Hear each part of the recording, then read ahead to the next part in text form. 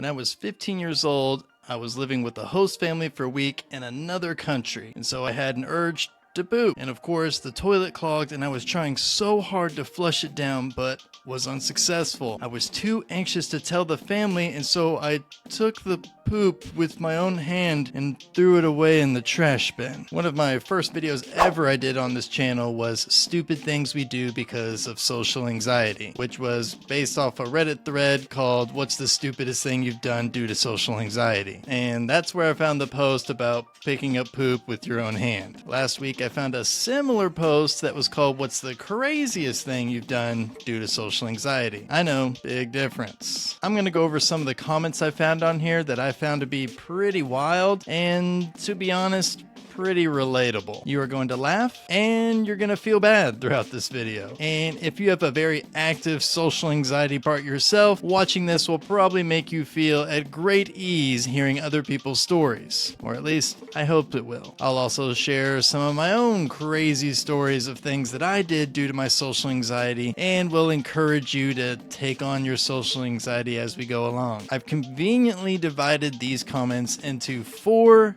separate categories, which are lunch, boogers, money, and no! God! Please! No! No! No! God! No! God, please, no! No! No! No! Just some common categories. Let's start with lunch. I spent 4 years worth of lunches in the toilets. God, I hated school. I never did have the idea to eat lunch on the toilet. And if you've watched my TED Talk, you know I spent a great deal of time on the toilet in high school, unrelated to typical reasons why people are on the toilet. I would go into school, go into the bathroom, and I would sit in the stall, and I would cry. In middle through high, I ate lunch in the bathroom daily because I could lock the door behind me. I didn't eat it on the toilet or anything, just stand in front of the mirror. Well, at least this is a little bit more sanitary. I quickly ate a chicken sandwich in front of the mirror almost daily, then went to the library to sit at the computer and read webcomics. After that didn't work, I started packing my lunch in my backpack and eating it walking home from the bus. I did my best to avoid sitting alone in a cafeteria. I don't think I ate that well because of it. My entire sophomore year of high school, I just followed and sat with this group of 4 or 5 kids probably that were in the same class as me right before lunch. We never talked during class, but they were nice enough to just let me sit with them at the table, even though they never said anything to me and I never said anything to them, even though I sat with them at a table and ate lunch with them every single day. While it was uncomfortable for me to eat with these random kids, it was better than the alternate option, which was to go sit by myself and feel the stares of everybody watching me. I was embarrassed to do it every day, but at the same time, didn't know what else to do. One more post for the lunch category. I skipped lunch in high school and just walked around the school during the lunch period instead of having to be seen sitting alone. I'm telling you, anything to avoid that feeling of just being alone. My first day at this new public high school I went to, I did not know where to sit. I didn't want to sit alone, so I walked up to this random group of like 4 or 5 students and was like, "Hey, can I sit with you all? I don't know anyone here." They nicely said, "Sure." I felt so relieved for a second. And within 30 seconds, they all got up and left the cafeteria. So I was there, all alone. I can't even explain that feeling I had. And starting the next day is when I started to kind of creepily follow the group of guys and just started eating lunch with them. On to the booger category. This one I found pretty amusing because up until finding these Reddit posts, I thought I was the only one who ever did this. Have you ever needed to blow your nose so bad, but you were too anxious to do it? Because I have. In fact, I've felt this way probably hundreds, maybe even thousands of times. I experienced this on a relatively small scale where I felt the need to blow my nose, but I didn't want to get up and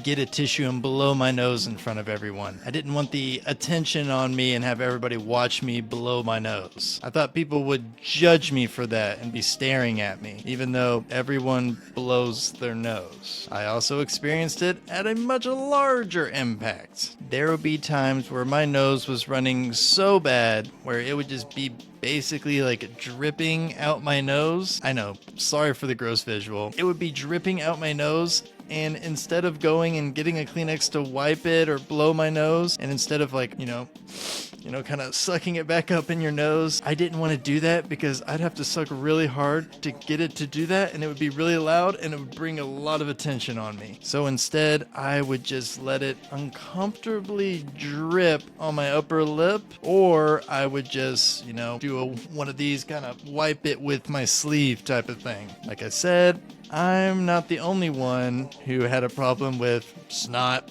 boogers, and anxiety. I just had this horrifying flashback memory of being in 10th grade sitting in class. I was sick that day and I coughed so hard I felt a wet booger heavily dangling outside my nostril, like definitely out. Oh God. I felt anxious about covering my nose with my hand and walking up to get a tissue in front of the class, so I just kind of froze and pretended it wasn't there. Then the girl next to me asked me something and I was like, oh God, no, but I continued to talk to her pretending I didn't have a giant booger on my face. Oh no.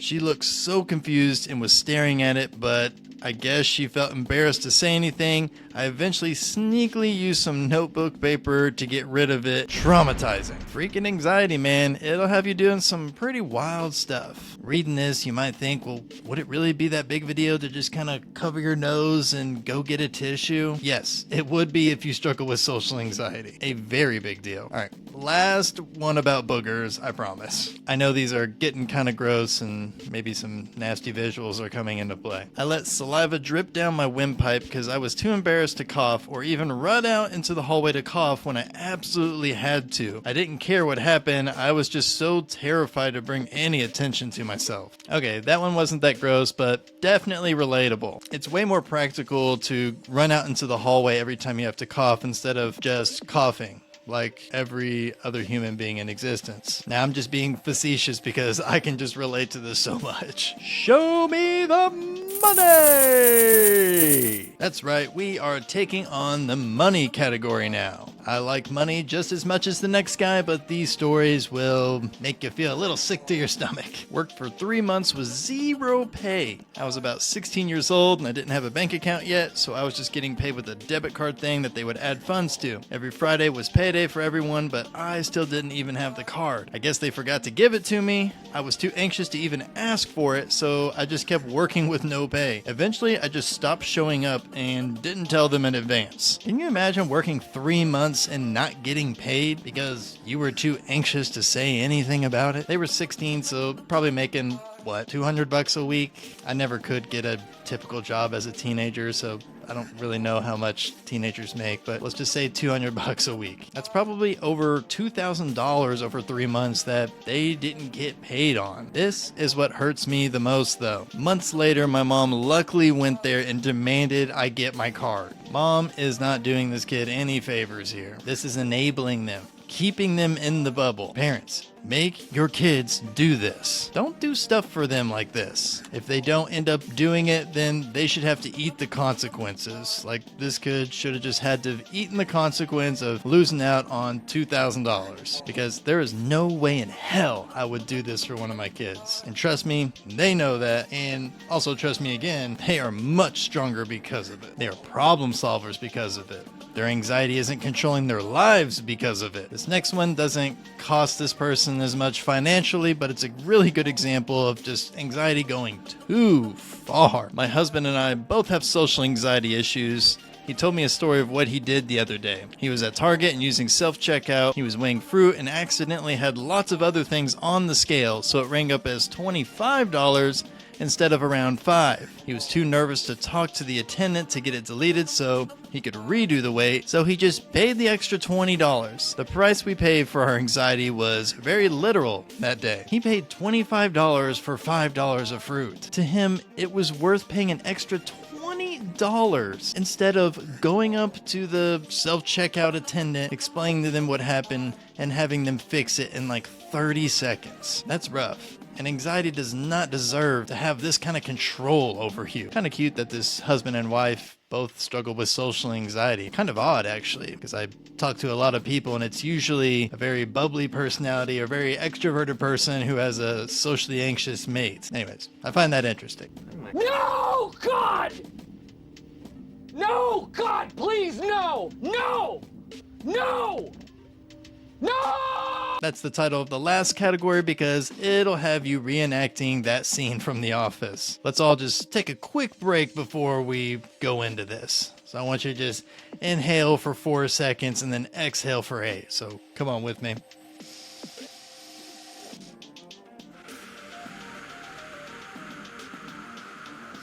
I'm ready. For 3 years, I wore a sweater at school. It was part of our uniform, so I wore it every day, even during PE class in the summer, just because I was embarrassed of my hairy arms. I always thought my hairy arms were cool, but to each its own. When we had to take a class group picture, everyone has to look the same, so that meant sweaters off. So I rolled the sweater off my shoulders and pulled it down, but it would still cover my arms. People always make fun of me for never taking my sweater off, and sometimes they would pull it off to look at my very pale, hairy arms. Kids are jerks. One time, the prettiest girl in class whom I had a crush on was asking for someone to let her borrow a sweater. I was one of the few people wearing it, and she talked to me for the first time to ask for mine. Oh yeah, this is your moment. Your moment to be a hero. Your moment to win over the prettiest girl. I just said, sorry, I can't, and walked away. No, God, please. Then she and her friends thought I was an asshole. No.